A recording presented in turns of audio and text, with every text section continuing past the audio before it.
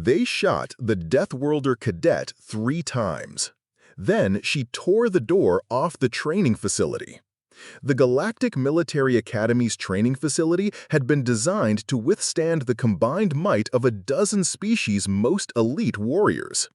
Its reinforced titanium carbide walls could resist plasma bombardment, and its security doors were rated to hold back everything from Vorthan berserkers to crystal and siege forms.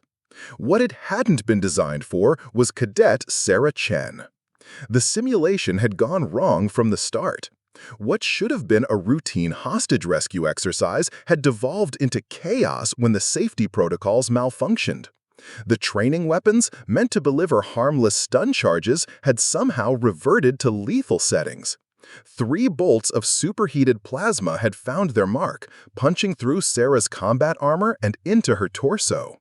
For the alien instructors watching from the observation deck, this should have been the end. Even the hardiest species in the galaxy would have been reduced to ash by such wounds. But Sarah Chen was human, and humans came from Earth, a planet the rest of the galaxy had classified as a Class 12 death world.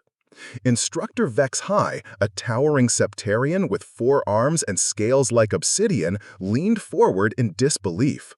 "The Deathworlder should be dead," he hissed to his colleague, mandibles clicking nervously. Those were killing shots. Below them, Sarah staggered but didn't fall. Steam rose from the 3 smoldering holes in her armor, and her face had gone pale from blood loss. But her eyes, those predator eyes that had unnerved her classmates since day 1, blazed with something primal. The other cadets in the simulation, a mixed group of Altarians and Kepler-born, had frozen in terror when the weapons malfunctioned.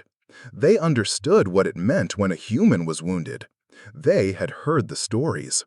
Sarah's breathing came in short, sharp bursts, not from pain, but from the cocktail of adrenaline and combat stimulants that her Deathworlder physiology was flooding her system with.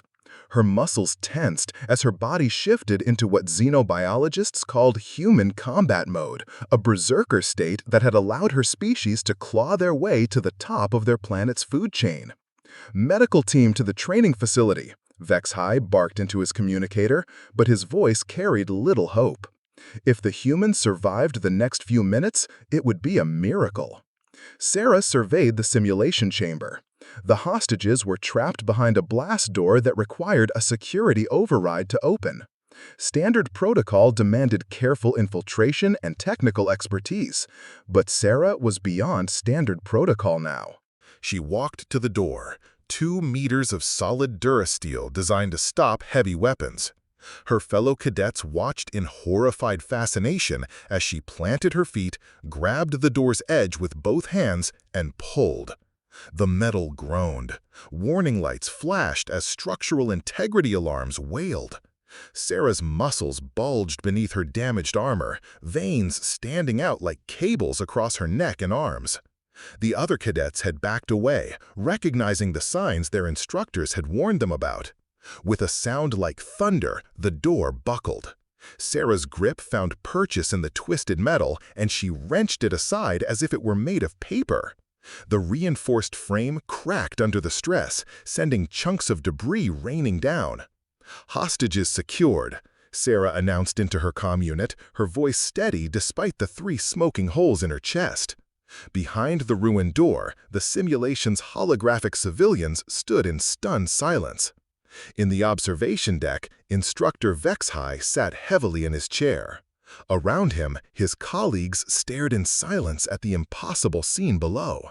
They had known humans were from a death world. They had read the reports about human durability, human pain tolerance, human stubbornness. But knowing it intellectually was different from witnessing it. "End simulation," Vex High finally managed. "Medical team, priority 1. As the medical drones descended to treat her wounds, Sarah looked up at the observation deck. Even through the reinforced transparent steel, her instructors could see her slight smile, the same expression that had once made saber-toothed tigers think twice about approaching her ancestors around their campfires.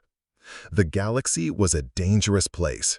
filled with species that could breathe poison, survive in vacuum, or regenerate limbs.